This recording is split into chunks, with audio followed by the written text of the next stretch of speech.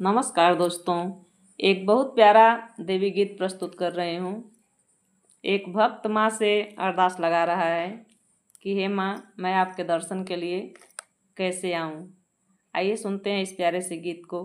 अगर गीत अच्छा लगे तो लाइक कीजिएगा, शेयर कीजिएगा और प्लीज़ दोस्तों चैनल को सब्सक्राइब कीजिएगा। अपना प्यार दुलार और आशीर्वाद दीजिएगा। तो आइए सुनते हैं इस प्यारे से गीत को।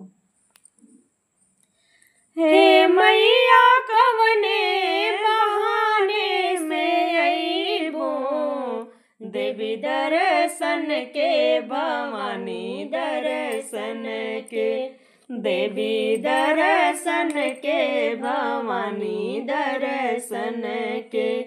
हे मैया कवने बहाने से अइबो, देवी दर्शन के भवानी दर्शन के, देवी दर्शन के भवानी दर्शन के।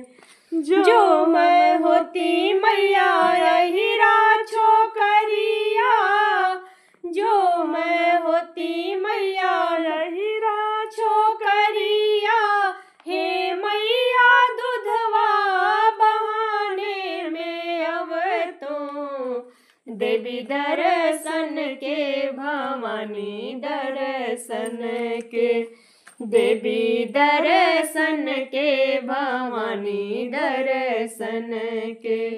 हे मैया कवने बहाने में अब तो, देवी दर्शन के भवानी दर्शन के, देवी दर्शन के भवानी दर्शन के। जो मैं होती मैया मलिया छोकरिया, जो मैं होती मैया मलिया छोकरिया, हे मैया फुलवा बहाने में अब तो, देवी दर्शन के भवानी दर्शन के, देवी दर्शन के भवानी दर्शन के। हे मैया कवने बहाने में अइबो, देवी दर्शन के भवानी दर्शन के, देवी दर्शन के भवानी दर्शन के।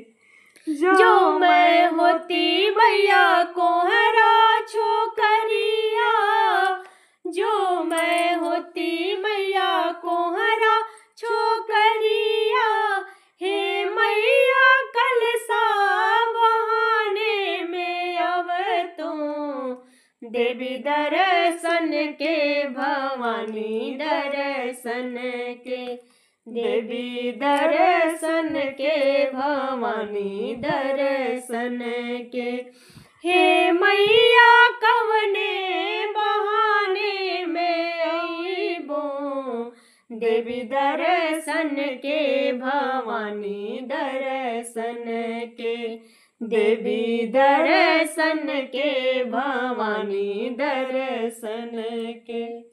जो मैं होती मैया बनिया छोकरिया, जो मैं होती मैया बनिया छोकरिया, हे मैया धरिया बहाने में अब तो, देवी दर्शन के भवानी दर्शन के, देवी दर्शन के भवानी दर्शन के।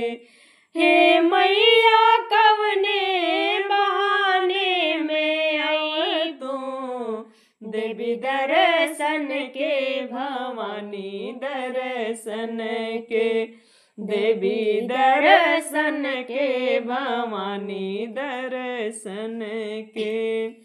जो मैं होती मैया पंडित छोकरिया, जो मैं होती मैया पंडित छोकरिया, हे मैया पोथिया बहाने में अब तो, देवी दर्शन के भवानी दर्शन के, देवी दर्शन के भवानी दर्शन के।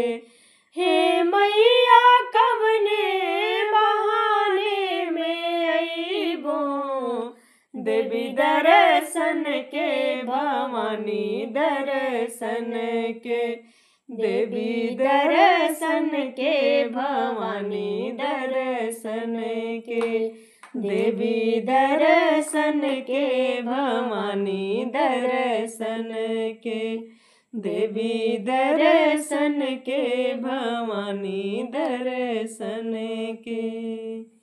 प्रेम से बोलिए सांचे दरबार की जय, शेरा वाली मैया की जय।